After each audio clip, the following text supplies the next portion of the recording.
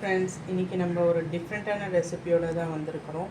அதுக்கான இன்க்ரீடியன்ட்ஸ் என்னென்ன அப்படிங்கிறத நம்ம ஃபஸ்ட் பார்த்துடலாம். 2 சின்ன வெங்காயம், 2 டீஸ்பூன் ஆஃப் இஞ்சி பூண்டு விழுது, 3 சின்ன டொமேட்டோஸ், பட்டை, லவங்கம், ஏலக்காய், 1/2 kg மட்டன் எடுத்திருக்கேன்.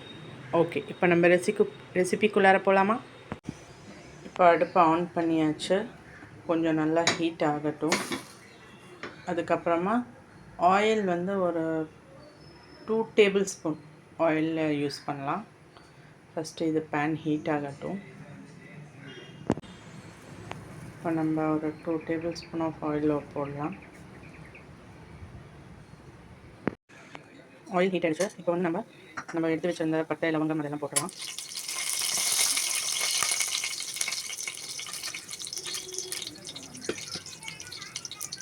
அதுக்கப்புறமா நம்ம வெங்காயம் சேர்த்துக்கலாம்.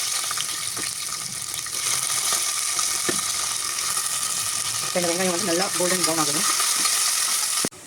இப்போ உங்களுக்கே தெரியும், ஓரளவுக்கு கோல்டன் ப்ரௌன் ஆகிடுச்சு இல்லையா? இந்த மாதிரி டைமில் வந்து நம்ம இஞ்சி பூண்டு நம்ம எடுத்து வச்சுருக்கோம் இல்லையா, அதை சேர்த்துடலாம்.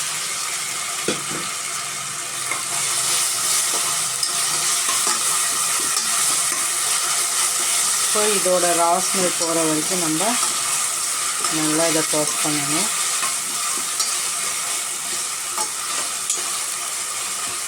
ஆகட்டும், இது ஒரு 2 மினிட்ஸ் டாஸ் ஆகட்டும். இப்போ இதில் பார்த்தீங்க அப்படின்னா 1 ஸ்பூன் மிளகாய் பொடி, 2 டீஸ்பூன் தனியா மிளகாய், அண்ட் தென் 1/2 டீஸ்பூன் ஆஃப் மஞ்சள் தூள் போட்டிருக்கேன். இப்போது இதை நம்ம ஆட் பண்ணிக்கலாம்.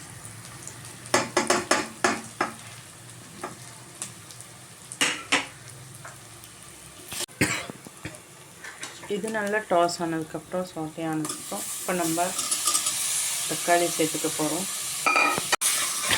இப்போ இந்த தக்காளி கொஞ்சம் நல்லா வதங்கட்டும். நல்லா வந்து சாஃப்ட் டெக்ஸ்சர் கிடைக்கணும் நமக்கு. அது வரைக்கும் நம்ம வந்து நல்லா இதை வதக்கிக்கலாம். சாஃப்ட் ஆகட்டும். இப்போ பார்த்தீங்க அப்படின்னா இது நல்லா சாஃப்ட் ஆகிடுச்சு. டொமேட்டோஸ்லாம் நல்லா வெந்து சாஃப்ட் டெக்ஸ்சர் வந்துடுச்சு. இப்போ நம்ம இதில் கறி சேர்த்துக்கலாம். நான் 1/2 kg மட்டன் எடுத்துருக்கிறேன். நீங்கள் உங்களுக்கு எவ்வளோ வேணுமோ அவ்வளோ எடுத்துக்கலாம்.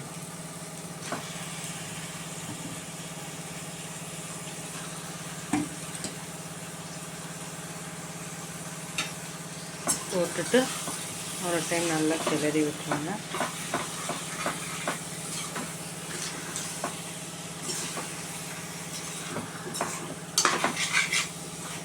நல்லா எல்லாமே மிக்ஸ் பண்ணி விட்டுட்டு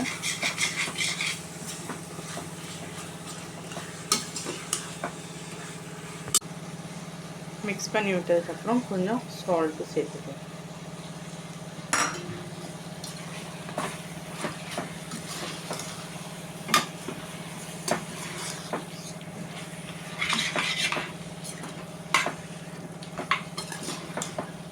இப்போ நம்ம என்ன பண்ணலாம் அப்படின்னு பார்த்தீங்கன்னா, இதில் கொஞ்சம் தண்ணி ஆட் பண்ணலாம்.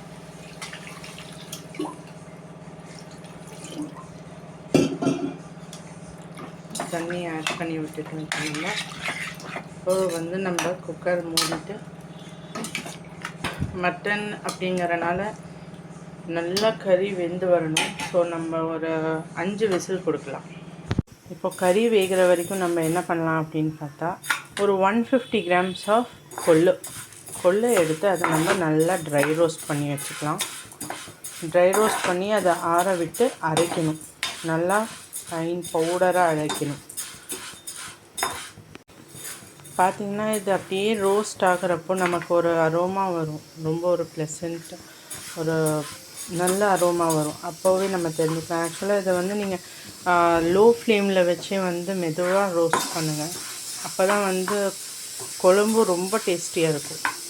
இப்போ பார்த்தீங்கன்னா உங்களுக்கே தெரியும் இந்த கலர் எப்படி சேஞ்ச் ஆகிருக்கு அப்படிங்கிறத நீங்கள் பார்க்கலாம். இதோட ஸ்மெல் கூட வந்து அவுட்ஸ்டாண்டிங் நல்லா இருக்குது. இப்போ என்ன பண்ணலாம் அப்படின்னா இதை வந்து நம்ம ஒரு பாத்திரத்துக்கு மாற்றிடலாம். வந்துருச்சு, இது 5 விசில் வந்துருச்சு. இப்போ நம்ம இதை ஆஃப் பண்ணிடலாம். இப்போ பார்த்தீங்க அப்படின்னா நான் இதில் வந்து ஒரு அரை மூடி சின்ன தேங்காய் அரை மூடி வந்து எடுத்து வச்சுருக்கேன். இது கூட வந்து நம்ம கொஞ்சோண்டு ஜீரகம் அப்புறம் வெந்தயம் இது ரெண்டுமே லோ ஃப்ளேமில் வச்சு நம்ம வந்து இந்த தேங்காயோட மிக்ஸ் பண்ணணும். அதுக்கப்புறம் பார்த்துக்கிட்டிங்கன்னா ஒரு பெரிய நெல்லிக்காய் சைஸில் வந்து நம்ம புளி ஊற வச்சிடலாம். ஆக்சுவலாக இது வந்து நீங்கள் ஸ்டார்டிங்லேயே கூட ஊற வச்சிடலாம், நல்லா ஊறி இருக்கும். நான் மறந்துட்டேன், நீங்கள் வந்து ஸ்டார்டிங்லேயே கூட ஊற வச்சுருங்க. நம்ம இதை ஓப்பன் பண்ணலாம்.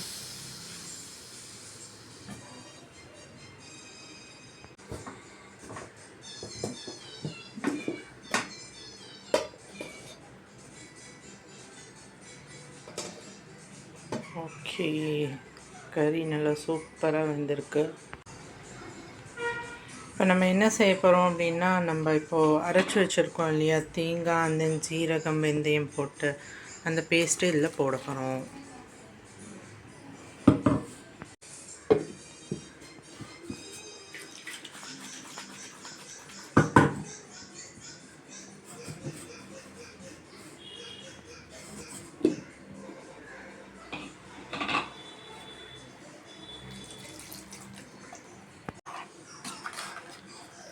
இதை ஒரு டைம் நல்லா மிக்ஸ் பண்ணி விட்டுட்டு இதில் நம்ம கொத்தமல்லி ஆட் பண்ணிக்கலாம்.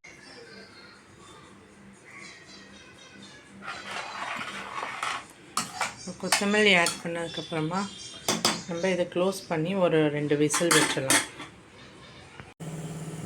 இது இங்கே இந்த குழம்பு குக் ஆகிற வரைக்கும் நான் சைட் பை சைடு கொஞ்சம் வந்து களியும் கிண்டிட்டேன். ஏன்னா களியோடு சாப்பிட்றப்போ நல்லா டேஸ்டியாக இருக்கும். நீங்கள் கண்டிப்பாக ட்ரை பண்ணி பார்த்துட்டு சொல்லுங்கள், இது ரொம்ப டேஸ்டியாக இருக்கும் களியோடு சாப்பிட்றப்போ. இப்போ பார்த்தீங்க அப்படின்னா குழம்பு இது நம்ம தேங்காய் கூட போட்டு நல்லாவே ரெடி ஆகிடுச்சு. இப்போ இது கூட வந்து நம்ம இந்த கொள்ளு வந்து அரைச்சி வச்சிருக்கோம் இல்லையா, அதை சேர்க்கணும். அதை கொஞ்சம் கொஞ்சமாக சேர்க்கணும். நல்லா மிக்ஸ் பண்ணி விட்டுக்கோங்க, இல்லை அப்படின்னா அடி பிடிச்சிரும். இந்த இடத்துல மட்டும் நம்ம வந்து விடவே கூடாது, அடி பிடிக்கிறதுக்கான சான்சஸ் ரொம்ப இருக்குது. சிம்லேயே வச்சு பண்ணுங்கள். இது கூட இப்போ நம்ம வந்து இந்த புளி கரைசலை கூட சேர்த்துக்க போகிறோம்.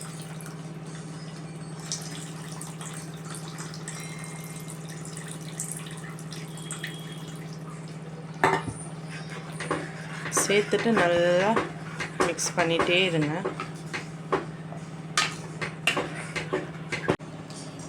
நான் இன்னும் கூட கொஞ்சம் சேர்த்துட்டேன் கொள்ளு. நீங்கள் வந்து ஃபுல்லாகவும் சேர்த்தணுன்ட்டு இல்லை, ஒரு 100 கிராம்ஸ் அளவுக்கு சேர்த்துக்கலாம். அதே மாதிரி புளி கூட வந்து உங்களுக்கு எவ்வளோ வேணுமோ, நீங்கள் நல்லா புளிப்பாக சாப்பிடுவீங்க அப்படின்னா புளி ஜாஸ்தியாக சேர்த்துக்கலாம். இல்லை எனக்கு புளி கம்மியாகவே போதும் அப்படின்னா நீங்கள் உங்கள் டேஸ்ட்டுக்கு ஏற்ற மாதிரி சேர்த்துக்கலாம். இப்போ இதில் நம்ம என்னென்ன சேர்த்துணுமோ எல்லாமே சேர்த்தாச்சு. இப்போ என்னென்னா இது நல்லா கொதிக்கணும். இது நல்லா கொதித்து இதில் எண்ணெய் பிரிஞ்சு வரணும். அது வரைக்கும் நீங்கள் அப்பப்போ கிளறி விட்டுட்டே இருங்க. இல்லைன்னா இப்போ நம்ம கொள்ளு போட்டிருக்கோம் இல்லையா, அதனால் அது வந்து சீக்கிரம் அடி பிடிச்சிடும். அப்பப்போ கிளறி விட்டுட்டே இருங்க. இது நல்லா கொதிக்க எல்லாம் எண்ணெய் பிரிஞ்சு வந்துடும். எண்ணெய் பிரிஞ்சு வந்தது அப்படின்னா நீங்கள் சர்வ் பண்ணிடலாம். பார்த்தீங்க அப்படின்னா சாப்பாடு ரெடி. ஒரு களி வெட்டி அண்ட் தென் சாப்பாடு, கறி குழம்பு அண்ட் தென் முட்டை ரெடி. சாப்பிட்டுட்டு எப்படி இருந்தது அப்படின்னு கமெண்ட்ஸில் சொல்லுங்கள். இன்றைக்கி இந்த ஃப்ரூட் வாங்கினேன். இது யாருக்காவது என்ன ஃப்ரூட் அப்படின்னு சொல்லி தெரிஞ்சால் கமெண்ட்டில் கண்டிப்பாக சொல்லுங்கள். இதுக்கான ஆன்சரை நான் நாளைக்கோட வீடியோவில் சொல்கிறேன். பாய். இப்போ பார்த்தீங்கன்னா இந்த குழம்புல எல்லாம் வந்து எண்ணெய் பிரிஞ்சு எப்படி வந்திருக்கு அப்படிங்கிறது உங்களுக்கு நல்லா தெரியும்னு நினைக்கிறேன். அவ்வளோதான், குழம்பு ரெடி ஆகிடுச்சு. இப்போ நம்ம இதை சர்வ் பண்ண வேண்டியது தான். நீங்களும் இந்த மாதிரி செஞ்சு பார்த்துட்டு எப்படி இருந்தது அப்படின்னு சொல்லி கண்டிப்பாக சொல்லுங்கள். தேங்க்யூ. பாய்.